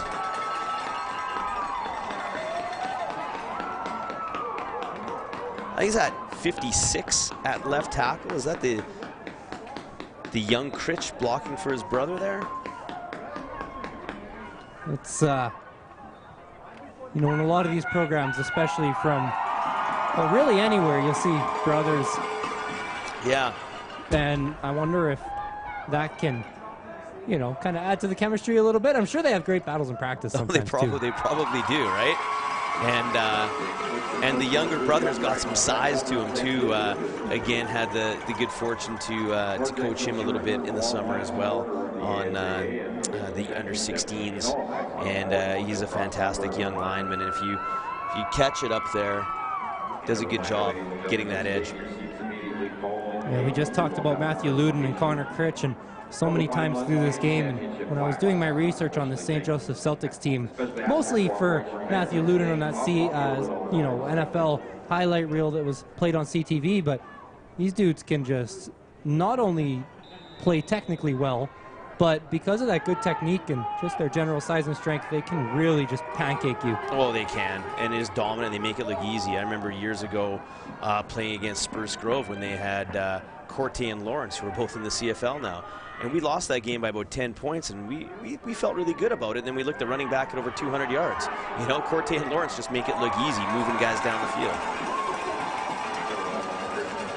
That return from Chris McClarty doesn't go too far. He'll be stopped at the 33, and that's where this night's drive is going to start. Only 9.5 minutes left, and as the night's offense comes on the field, we want to give one last thank you on these Friday night games to Subway and Alberta Milk, our platinum sponsors, as well as Morjex Insurance, Rayacom Print and Design, Wilson, Elite Promotional Marketing, Driving Force, Deerfoot Inn and Casino, as well as Marmot Basin. And looks like McClarty's coming up a little limp. Or is there another blood timeout? Yeah, he took a knee there, but he seems to be moving off the field just fine. He's getting looked at here by the training staff. He was talking to the head official. I wonder if he was sent off. Yeah, it could be another blood foul, but instead of taking the time, they get Smith in the game as his replacement. Peterson under center. Wrong guy. They get Borden in. Empty backfield, dangerous lateral pass to Eaglebear. Somehow he breaks loose, cuts over the middle. Oh my goodness! There's space on the right side. A loss of about 3 turns into a gain of 20-something, and he just falls down. He was trying to reverse field again. What an exciting player. Wow. Again, a play that looks like he's got nowhere to go. He just shimmies, shakes, jukes. He breaks tackles. And I love that cutback he has against the grain. I thought if he would have kept taking it to the sidelines, maybe he could have got that edge for another 10 or 20 yards. Peterson looking deep. Can't find the man. Pass will travel out of bounds. It was intended for Chris Peloso. Actually seen after that play from Eaglebear, Ricardo Contreras come over and give him a pat on the back. It's a little sign of good sportsmanship. Oh, most definitely.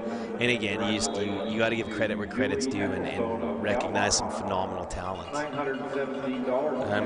I'm really interested to see after getting the chance to cover this game where some of these players end up for their post-secondary career, because there's just an absolute array of talent out here. St. Joe's was lined up offside. They didn't give the full yard, but they won't blow the whistle. Peterson has it on the left. He takes it himself. The ball is out. Still out and recovered by St. Joe's. Ethan Wall. Peterson's not getting up now. He took another shot and he's not getting up. He needs help. What a gutsy effort from this young man. At the 44-yard line. Ethan Wall with the fumble recovery. Looked like it was possibly Dakota Peters that punched it out. And for as much fight as the Knights have had, that is just about going to do it. Down by 22, 7.5 minutes left. You never want to say never. That's a risky play to run up 22. Did you see that? Oh, yeah. I'd say, Coach, maybe take that one out right now, because you want a clean mesh point here between the quarterback and the running back. Almost like a little Statue of Liberty right there, but that's a bit dangerous at this point. I don't think that was a miscommunication, right? I think that was a trick play. I think that might have been planned that way, yeah. Yeah, down 22. Yeah, different story. But not up 22. You don't want to give the Knights any breath of life right here. Keep things simple. Pound the ball. Maybe a little play action here. It's second and long. So they'll lose 3, and St. Joe's is early in this fourth quarter taking off all the clock. The handoff is going to go down the left side of the line, and another big pickup for Duncan Critch, who gets up and plays with the crowd a little bit. And there's 57 leading the block down there as well. He is technically sound. He's a fantastic young player. 3rd and short here. Going for it. We got a strong old line to run behind, and a whole ton of backs to the left of the quarterback. Lebrecht gets another handoff down across midfield. Critch is open in space again. There's a flag on the play on the near 40. It's in the secondary. I don't know if this play would come back. It should be after yards are gained. I'm sure they're going to call a receiver for a hold, which they've been calling a lot all year, but it's going to be after yards gained. They might get 57, actually, even though I don't know how you tell 57 he did anything wrong there. That was a pancake. That was a fantastic block. If it is on Luden there, that's actually called the commentator's curse. It's happened to me so much lately. There was a hockey game where there was like 8 penalties called in the first period, and then in the second period, about 13 minutes, no calls, and I go, no calls here in the second, and boom, then there right you go. away. Yeah. So it's been following me around a little bit, but I'm not going to tempt fate anymore. Yeah, you might have jinxed him because I don't think he changed up his technique there. I thought it was a great block. Critch is going to fall down across the 45. It'll be a 2nd and 5, and at this point of the game, they're really just looking to Critch, and they're taking their time in between plays as well. Yeah, just work that clock all the way down, the 20-second play clock, and all they're doing is just overloading that left side of the line, and they're running there. It's nothing fancy, but it sure is effective. Like 5 yards on first down. They're getting 5+ yards on each and every carry here. And there's the play action. This time he'll get brought down in the backfield. No room for Lebrecht. Jensen's had a good game on defense. He's made a lot of plays, flying around to the ball. Knights are down, but they're not out yet. They still got some fight in them.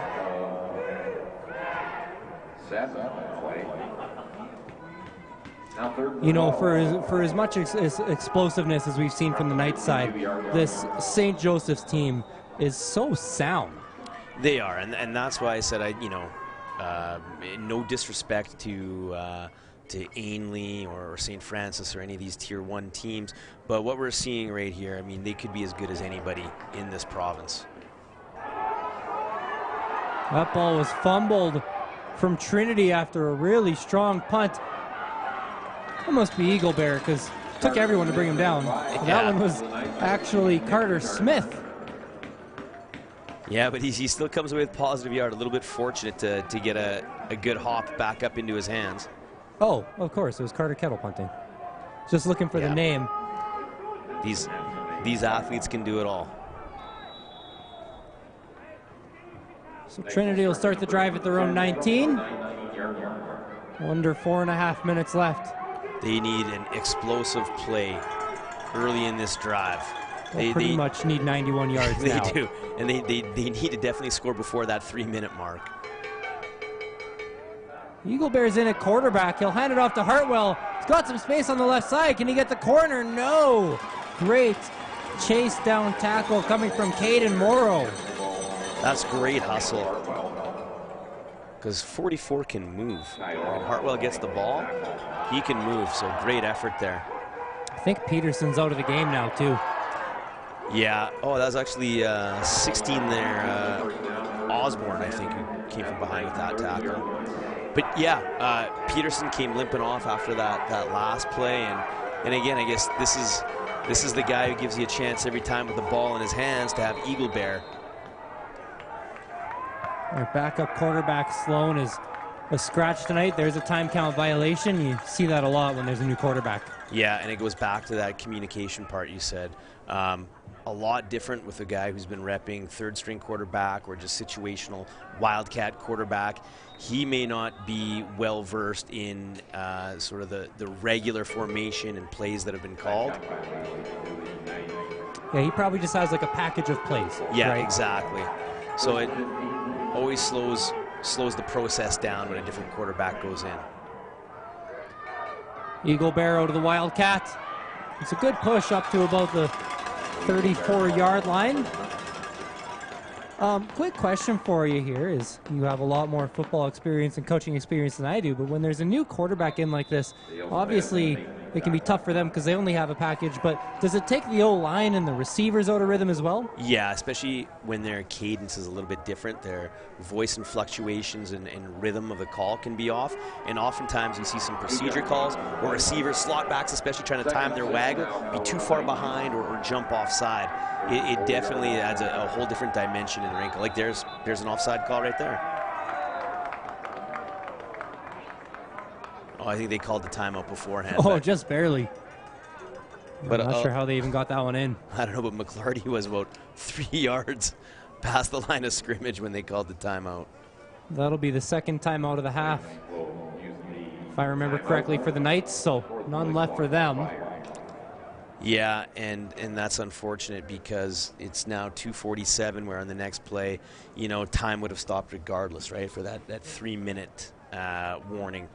But no, they're in a hole right now, and again, I guess we could say they're not out of it yet, but it sure feels darn close to crowning a new provincial champ. And you know, I'm surprised. You know, St. Joe's has just been running such a fantastic program for so many years, but the last time they won was 2014, I believe. Really? And it seems like they would have and should have won more. Usually when there's a team that's this good, they're 5-time defending champions by now. Exactly. But they are a fantastic team, and they would be definitely a worthy provincial champ. But Eagle Bear's not done yet. He's still going. Oh, to the Wildcat. He runs for a huge pickup. 10, 20, almost 30 yards for Eagle Bear on the carry.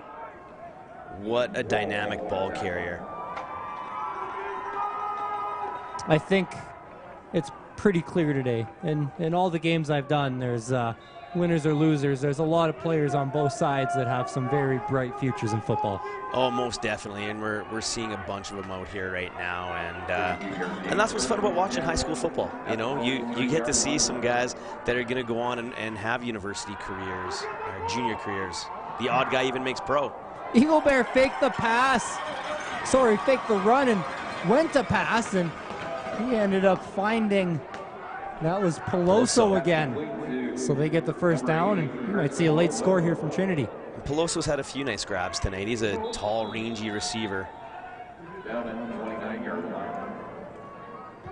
Clock ticks down towards 2 minutes. From the 29-yard line, they might need to go for the end zone now. It'll take you another year to get back here, and a lot of wins in between now and then, so you're Holy Trinity, you're not giving up yet. Michael Bear bounces it to the outside. He's going to get right around the 10. It'll be a 1st and 10 from the 11.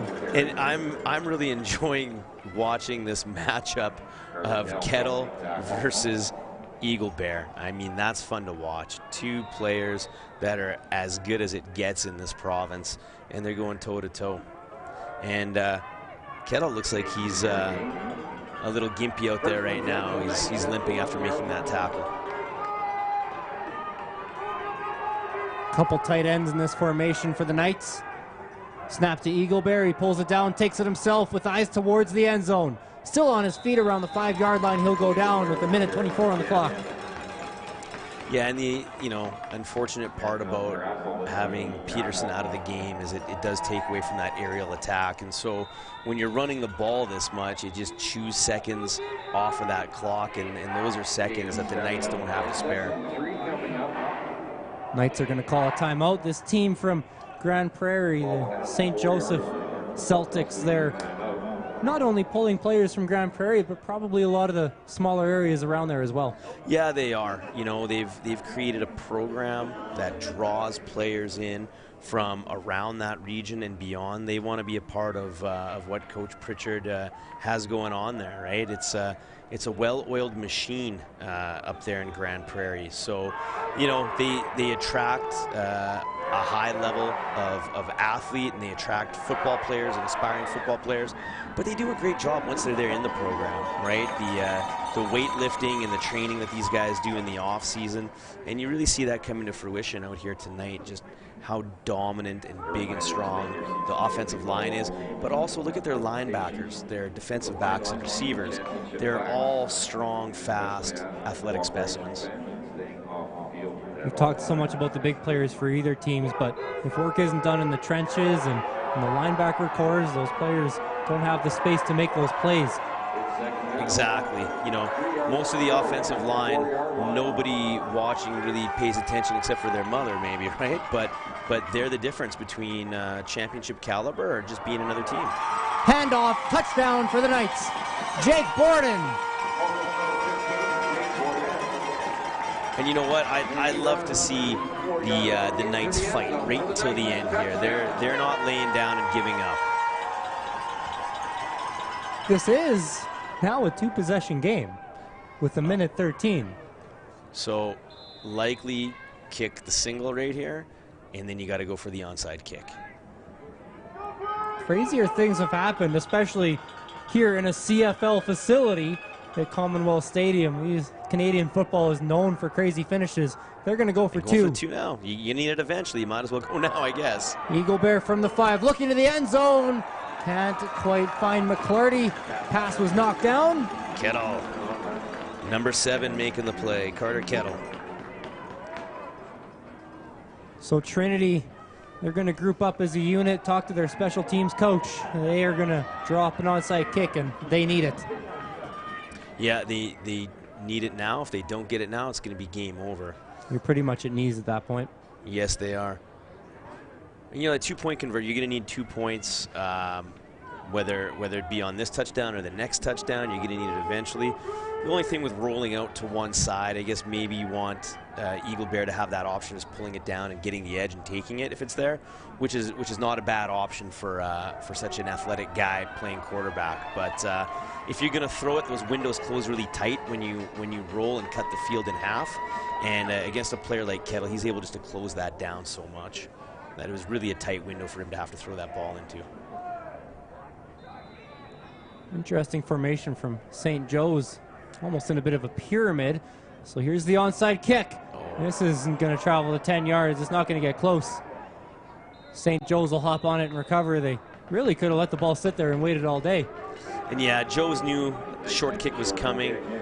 It was a left-footed kicker, and obviously they had scouted out, they had overloaded that their right side a little bit more, expecting the short kick to their right, the kicking team's left. But yeah, kicker just, you know, he didn't have a good strike on that ball. We've seen that happen to us a couple of times this season as well when we've gone for short kicks. It's again, it looks easy when you're watching some of the pros in the CFL do it, but that's tough to get a good short kick sometimes. It'll be a run to the left side. We're 1 first down away from this game being iced, and he'll fall just short a couple of yards. Be sure to stick around after the game for the trophy presentation. We'll have it here right on this IC Live Procast. As well, if you're really enjoying the football being played today, be sure to tune in tomorrow. Our broadcasts are going to start just before 11 a.m. for the Tier 4 provincial final between the Rebels and the Sabres. And then we'll go live at 2:30 again for a matchup with the Raymond Comets and Ross Shep Thunderbirds. And then at 6 p.m., the feature matchup of the whole weekend between the St. Francis Browns and the Harry Ainley Titans. Yeah, it's going to be some good football tomorrow. And Carter Remillard a little shaken up on the play here. Just another one of those linemen we're talking about. Just so big and strong, and he can move. Fantastic lineman there. Yeah, tomorrow some big games. I'm really looking forward to seeing Shep play. Tomorrow we had a preseason game against them this year, and walked away from that game saying, wow, that's a good football team Shep has this year. They really have some potential and some athletes. They got some awesome coaches on that staff, so great to see Shep back in a provincial final. And the Brian Fryer Top 4 division, it's been a long day here.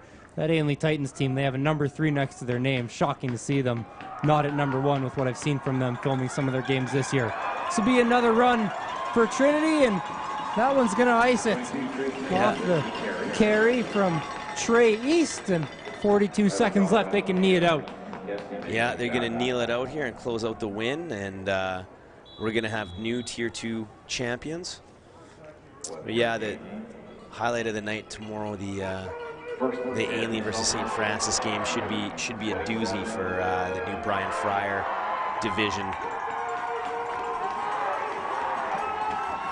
So to close out Friday night, we're going to see knees. This crowd from Grande Prairie is on their feet, a standing ovation, and with one more knee, they'll be champions.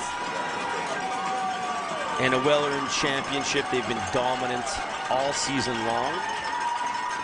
I tell you, Holy Trinity, they came to play today. So Kettle was off hurt, but for this final snap, they're going to sub him in and put him on the field for this sweet last snap. Victory formation. And get ready to crown a new provincial champion in the Tier 2 division. The clock hits 0. The snap is off. An undefeated season and new Tier 2 champions.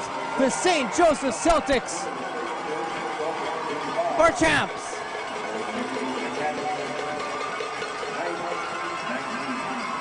Jubilant coaches and players there at midfield. I just saw the coach touching the old logo at midfield. I see off the side, to the side of some of these parents' faces, not only do they have their cameras out, I'm seeing a couple tears. This is a big win. And look at the amount of people that came down from Grande Prairie today. It was such good crowds in all of our games, and what a game for St. Joseph's. Yeah, the players certainly gave the fans a lot to cheer about tonight and all season long. And for Holy Trinity, almost a storybook path to this provincial final. A heartbreaking loss in the end, but what fight they showed today. They did. I'm really impressed with what I saw out of them tonight, and to hear about the resiliency and the fight back that they showed from the beginning of the season to get to a provincial final to defend their title. Definitely hats off to Holy Trinity Academy, but they ran into just a dominant force tonight. St. Joseph Celtics are just a juggernaut all season and very deserving new champion. You can see the hugs at midfield, so much emotion shown from everyone down on that St. Joseph sideline. We won't see the handshake line because of COVID rules, but these two teams will shortly tip their caps to each other, and like I said, be sure to stick around for the trophy presentation. It'll be coming up in about a minute or two here. What a win for St. Joseph's.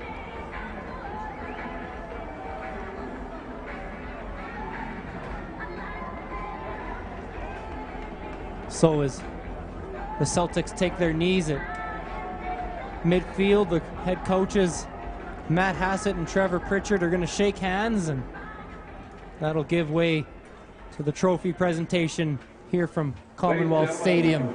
Thanks for watching on this IC Live Procast, everyone. I'm going to hand it over to the in-house team for this presentation of the Tier 2 Championship to the St. Joe's Celtics.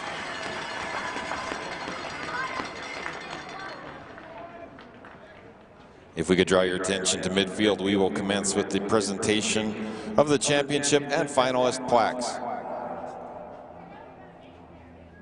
The medals will not be handed out this year due to COVID restrictions, but coaches have been given them the team medals to distribute in the locker room.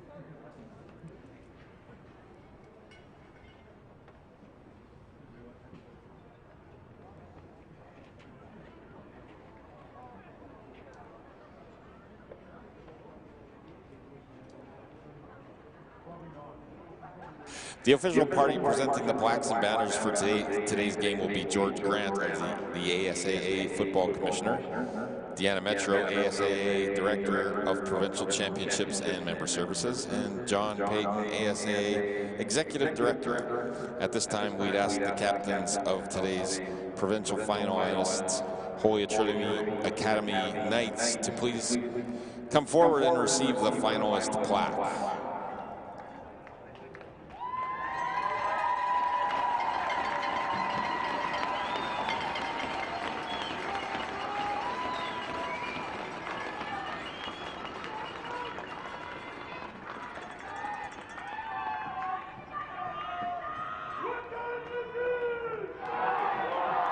And at this time, we will present sportsmanship pins to both head coaches of each team.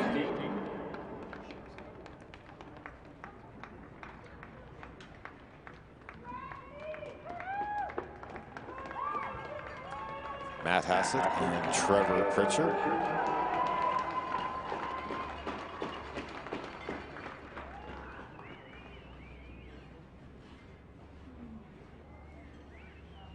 And now, with the captains of the provincial champion, St. Joseph Celtics, please come forward to accept the championship plaque and banner emblematic of provincial supremacy at the Tier 2 level in the province of Alberta for 2021.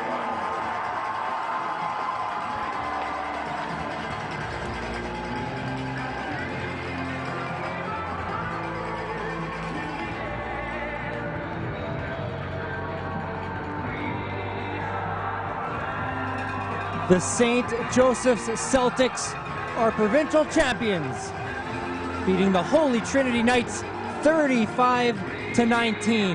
That'll do it for our night at Commonwealth Stadium. Congratulations to all the winners this Friday. Game action started at 1 p.m. with the Millwoods Christian Royals winning the 6-man provincial championship. In Tier 3, the Cochrane Cobras were crowned champions, and to close out tonight, here's the team from Grande Prairie. The St. Joseph's Celtics are champions. Thanks everyone for Connor Toffin, Chad Hill, and the rest of the crew here at IC Live. Thanks for watching our Procast. Enjoy your nights.